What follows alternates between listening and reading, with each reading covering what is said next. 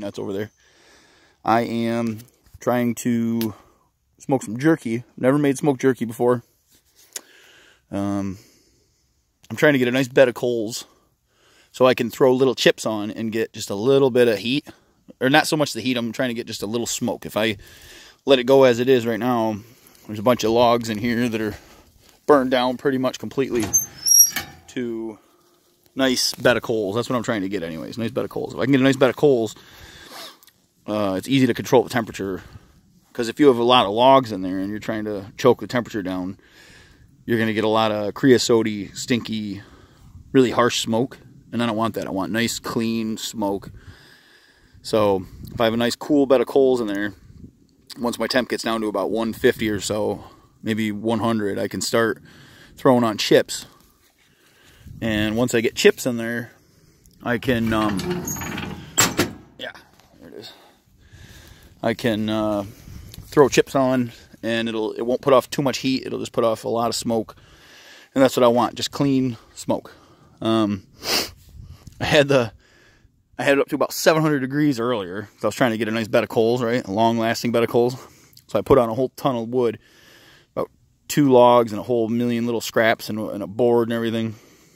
All oak, don't worry about it, and maple.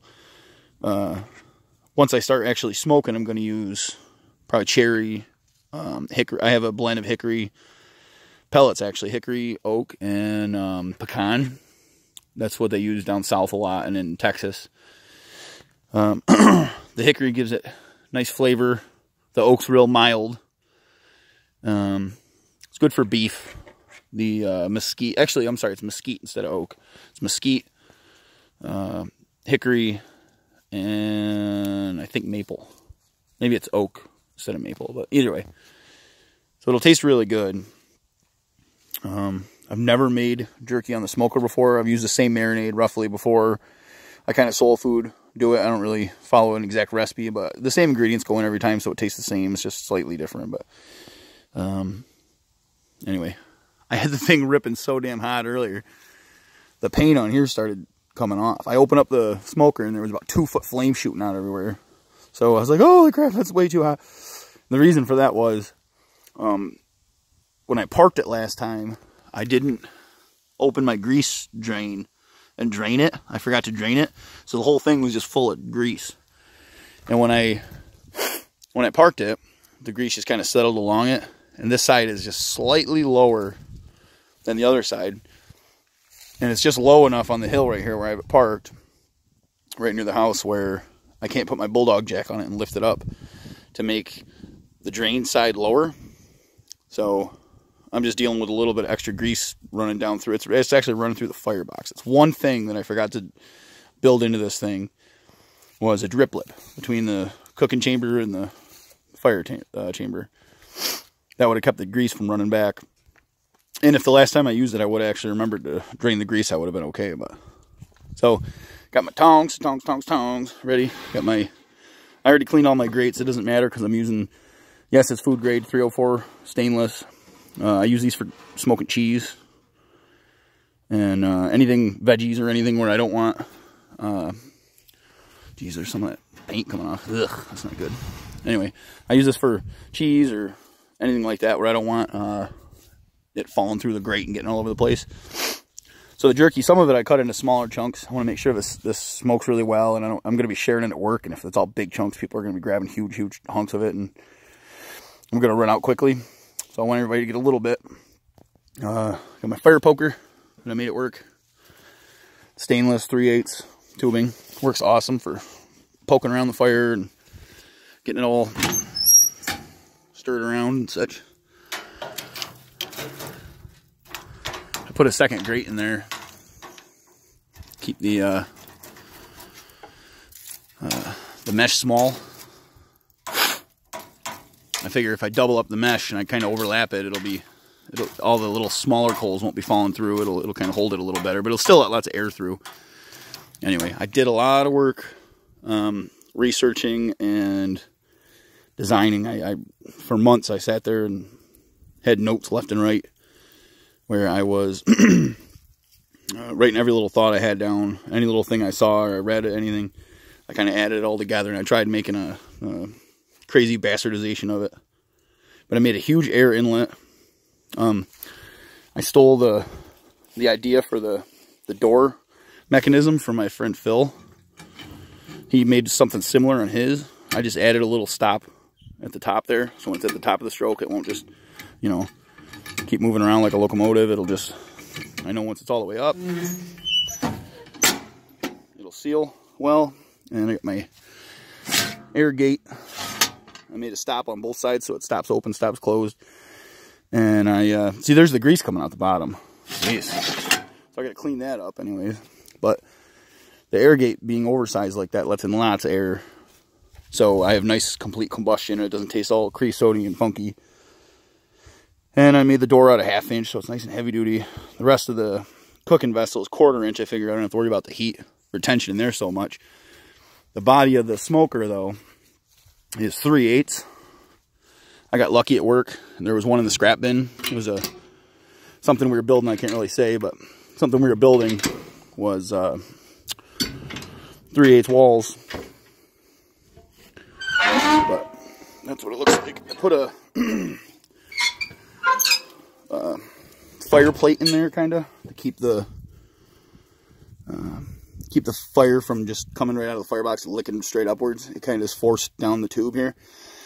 And those are plates inside. I gotta cut all the grease off of that, scrape it all off, and then clean them up. I'm not gonna clean them up too much because it's like cast iron. You don't really want to use soap and water and stuff. It doesn't matter. It's just gonna cook right off anyways. But those are adjustable. All those plates. I don't know if you can really tell, but they're actually 1/8 inch thick, 6 inch wide plate by the width of the thing, and I have it sitting on. I could just let it sit on the curvature of the thing, but they'd all kind of settle at different angles, unlevel and such. So I made little lips where they would sit on, where I know it's level. And as it goes down further, put a slight bigger space in between each one, so the heat kind of, well, I guess going down the road it must have situated itself, but I don't know if you can tell it's on a trailer, so I can go down the road with it. But when it gets to the end, it kind of licks around and comes back. It's a reverse flow style if I open that one. But if I want a regular flow, if I want a lot of heat real quick, I can take all those plates out and open that one. And then the flames will just, keep the flames small, obviously. It'll cook really hot, really fast. But you won't get as much even temperature across it. So for most cases, I'm going to reverse flow it. I've only used reverse flow so far, and it works great. I can pretty much do everything on it. But all that darkness on there that doesn't look like perfect black cast iron pan material, that's all just ash from when I had it sodium hot here earlier. I opened the thing, like I said, a 2-foot flame shooting out. But I don't know. Anyway, that's my smoker. That is 5 inch schedule 10, I believe, or schedule 20. I made this little solar light on a piece of that same material with little screw-on rare earth magnets. And I used 1/8 inch tappers, tapped them on there, kind of fabricated that so it would hold the light. And it actually works really well in the summertime, especially. In the wintertime, not so much. You don't really get enough light to charge the thing, but it still works. It's kind of dim, but it shines right down nicely. It lights the whole thing up. In the summertime, anyways. What else? Oh, I made this mechanism here. I was trying to figure out a way to suspend the top grate. The last one I built, I had little legs underneath the grate that it rested on, the one below, but that took up space, and I just didn't like it as much as I thought I could. I put stainless handles on all the grates so I can take them off. I can take the top one off. To take it off, this deadbolt here scooches over. It's probably going to be hotter than heaven your own hell. Gotta be careful, but anyway, normally you wouldn't do it when it's hot. You move the lock over and then lift up on the handles, and the thing wants to slide right down these rods here. There's a hole in the back that the diameter of the hole that I drilled in the angle that it's going through is just probably a 32nd larger. I kind of just stuck a drill bit through and reamed it. and it allows this thing to bite down, the weight of the thing to just hang and bite. But the problem with that is if you lift on the front of it, the whole thing will just slide right down. It won't bite anymore. It'll just, it'll fall. So I made that little mechanism there. It's just like a deadbolt, real short throw deadbolt. It kind of, there's my dog trying to get out right now. It kind of just lets it not fall anyway. So if I want the thing out of there, I just smack that over, lift it right out of there, bada bing, bada boom. I got a one big grate, so if I'm doing a pig or, you know, a couple turkeys or whatever, I'm going to do turkeys for Thanksgiving and Christmas that I'm going to smoke on here. And this is just temporary, this wood I put on here. I just Shao-Sugi bond it, just real gently. I didn't really crush the heck out of it. Like my last video. Oh, and there's my fire stoker tube. It's just a piece of stainless 1/2-inch tubing that I can blow through, and it really works. It really works well. Anyway, so that's it. That's the smoker. I made these hinges, same as the door hinge on the firebox. I made it so they underlap and overlap, like one of my friend's ideas. So when I lift down on it, I have to be careful because both sides will fall. Normally you start lifting with one handle and you grab the next handle and it kind of comes down, but this one comes up by itself. Yeah, let's see. And I put counterweights and they're also stoppers. This is the traditional style. I built the hinges are just 1/2-inch rod and 1/2-inch sked 40. It fits really nice. I kind of heated them with a torch and bent it. Stuck them in, tacked it, made sure everything was nice, welded it. I took great pains to make sure that everything was small tolerances so it wouldn't be all floppy and wiggling all over the place.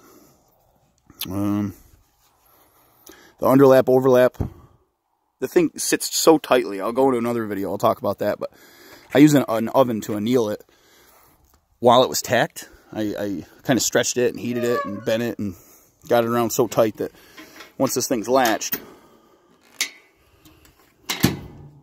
it really tightens down so tight that when there's normally a lot of smoke ripping right out of this thing, there's nothing coming out. This thing, right around here is where I cut all my tacks, and it looks kind of like there's a gap, but it's not really a gap. It's just the very edge of it. There's a slight bevel where my cutting wheel cut all the tacks away and cleaned it all up. The only spots where there's a little bit of smoke leaking through is right there where the seam kind of comes across, and at the bottom the same thing where the seam comes across. But I got these on Amazon or eBay or one of those two. They work really well. I can adjust them. It just keeps the thing from popping open when I'm going down the road and flying all over the place. And because it's on a trailer, you know.